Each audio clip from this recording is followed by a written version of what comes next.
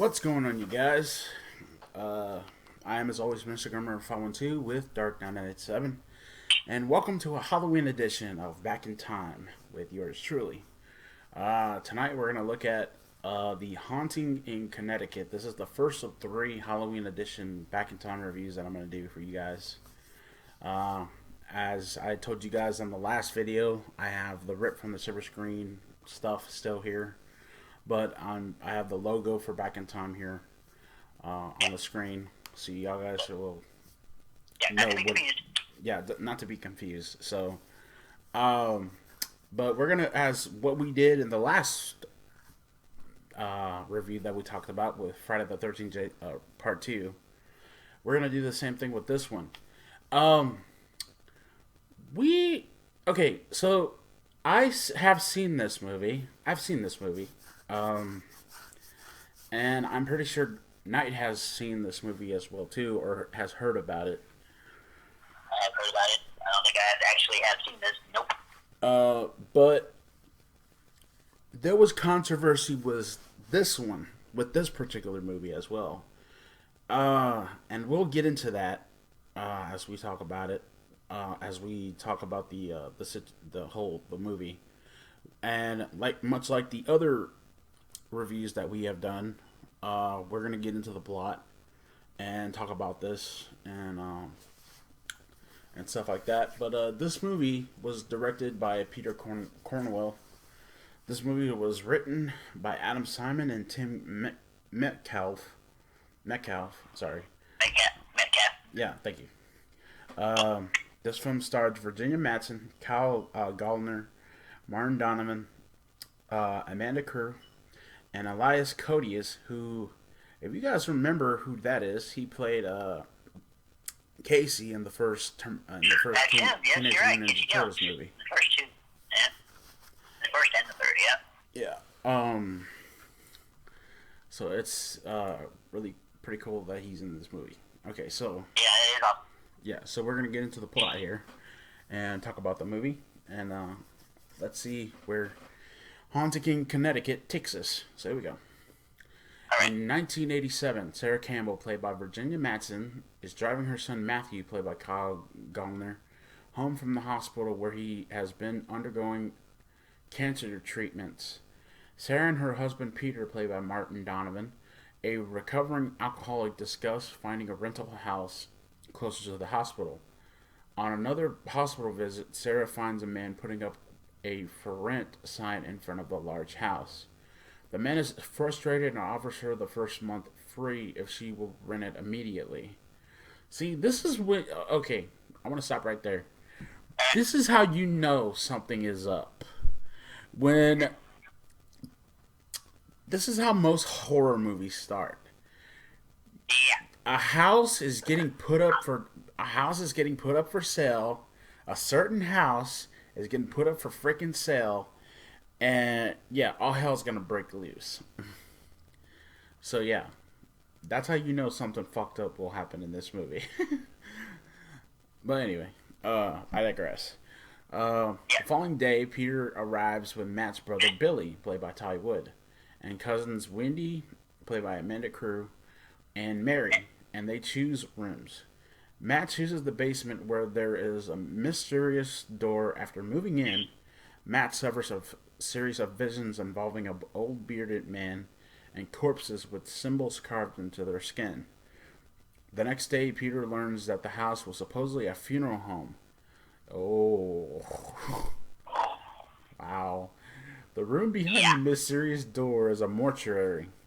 Matt tells another patient, Reverend Nicholas Popescu, played by Elias Koteas, sorry guys, about the visions.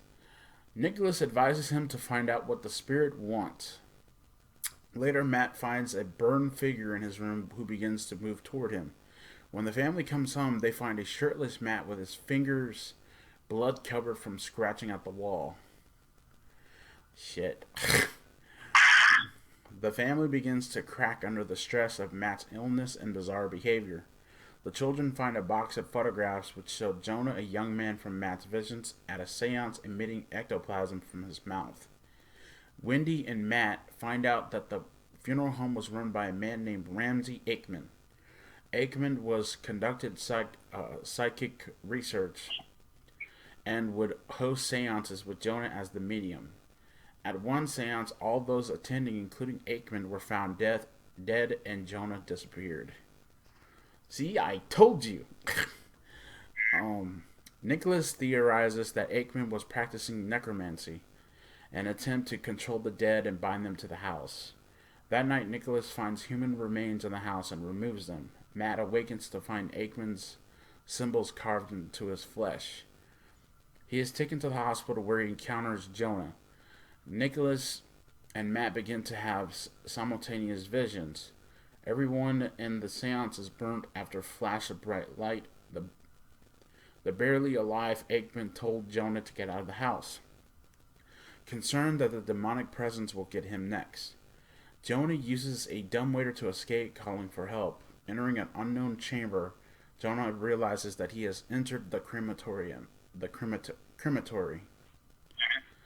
The spirit traps Jonah in the crematory and cremates him alive. Jesus. Peter and Sarah learn that Matt's cancer treatments have had no effect. They then discover that Matt has escaped the hospital. Back at the house, Nicholas leaves a message telling the family to get out of the house immediately. Jonah's spirit was actually protecting them from the spirits. Matt breaks through the walls in the front room with an axe, revealing the dusty corpses Aikman hid in the walls. He forces Wendy and the children to get out, barricading himself inside and tearing down the walls as corpses begin to tumble into the room. The view switches from Matt to Jonah, who seems to be occupying Matt's body. Matt lights the bodies and the room on fire. Later on, investigators arrive to the house to only find it engulfed in flames. As the fire department arrives, Sarah and Peter frantically try to get in to save Matt. The spirits, finally free, disappeared. Outside, everyone watches tearfully as the emergency crew attempts to resuscitate a dying Matt. As Matt slips away, he has a vision of himself standing in a graveyard where he sees Jonah, no longer appearing burnt. He seems about to follow Jonah when he hears his mother's voice. He returns to his body and Jonah's spirit leaves him. Matt's cancer disappears and the house was rebuilt and resold with no further reported incidents of the haunting. Presenting the haunting in Connecticut. Yep. Yeah. So,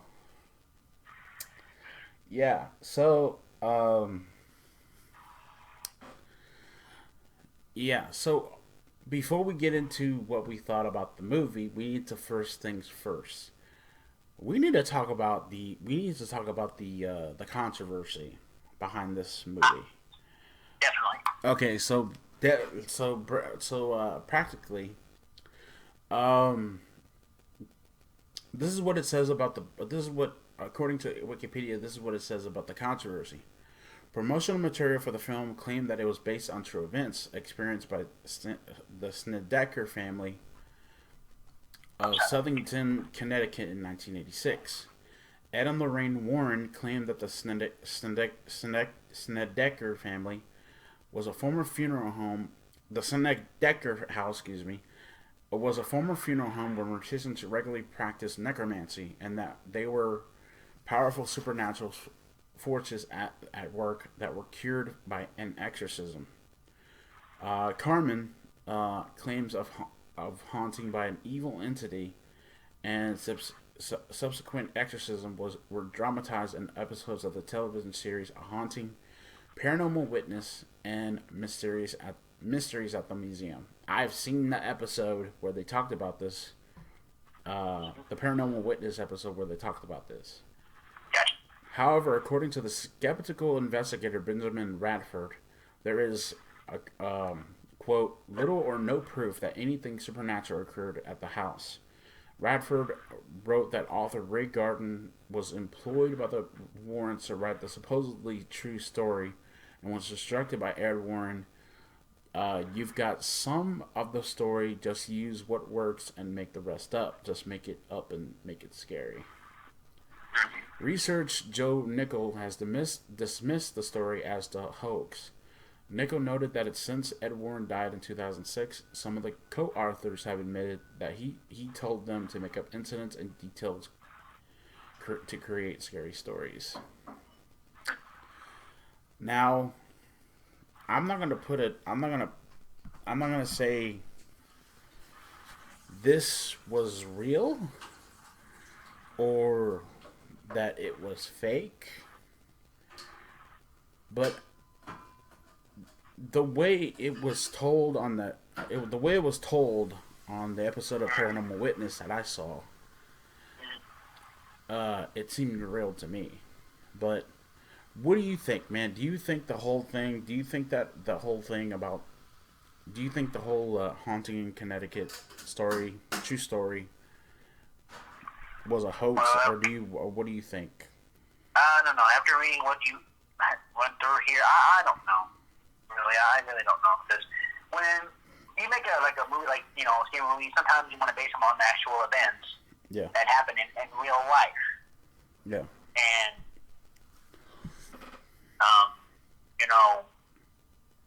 I mean, like, for example, Texas the Massacre, they based that on Ed Gein, who was a real serial killer who killed a lot of women, and you know what I mean? And so, like that, for example. So, I don't know about this one here. They're saying that, it was a hoax, that there was no real true story behind this. I don't know what to believe, but, and just looking at this poster, my God, it looks pretty good me out there. Oh, my goodness. Yeah. But yeah, I don't know what to make on the whole true story situation. I mean, if they say it was real, and I don't know what to say. That, you know what I'm saying? To want to be based on true story, I think you would have to really, to me, you would have to really research it and find out if there is any truth to it. Yeah, but we don't know. Is it a hoax or is it not a hoax? That's the whole thing. But they said the same thing about the Conjuring stuff as well. That some stuff were made to make it seem scary and stuff like that. But we're gonna get to the first Conjuring film on during during this month. But yeah, I don't know. I don't know if it's a fake or if it was real. But that's just one person's two people's opinions on the subjects. But as far as the movie goes, this movie was creepy as hell, and it shows. I felt that this movie could have gotten a lot more credit than what it was. Like, if it didn't say based on true events, then maybe it would have gotten a little bit more of favorable reviews from critics, because critics hated this movie. But I think that this movie was, kind of put on the back burner by a lot of critics over the whole Ed and Lorraine Warren situation and people calling it a hoax and all that stuff. But what did you think of the movie, man? Well, like I said, I haven't really seen this movie, but yeah, from what we read. What we read, though, looks gonna be looking pretty freaky. And like I said, just looking at the poster here on Wikipedia, that the boy with whatever the hell that is coming out of his mouth, that was scary to me right there. Yeah. I mean, really. I mean, if I watched it during the day with lights on, yeah, maybe I'll give it a chance. But I don't know. But you just gotta give it a chance. You know what I mean? So we'll see what happens. But after reading it, it does have its scary moments, and you just never know. You know what I mean? And I can just imagine looking at the guys when they talk about when his fingers were all bloody from scratching the walls. Yeah. I can imagine how that scene looks. Ooh. Yeah, I've seen that part before, and it's bloody as hell. For those of you who have not seen this movie, please pick this movie up and see it. Give it a chance. Don't listen to what people say about the Yeah. hoax. People claim that it's a hoax. People claim that it wasn't. Some people claim that it was real. Some people claim that it was a hoax. But you know, Nah, don't dwell on that. Don't dwell on that. don't You're a fan dwell of on horror? that. Go for it. Just sit down, have think popcorn, and watch this scary ass movie. There you You know go. what I mean? That's all you got to do. But Yeah, it's been Halloween. There you go. but let us know in the comment section down below what you guys thought about Haunting in Connecticut. And remember, this is going to be the first of three uh, Back in Time Halloween edition reviews that I'm going to give you guys. The next one is going to be for The Nun. Yeah, I saw that motherfucker. I was supposed to have given it a review. That movie came out, I think, last year. And I was supposed to have given it a review then, but I never got a chance to. So, might as well do a Back in Time review for it. Yeah.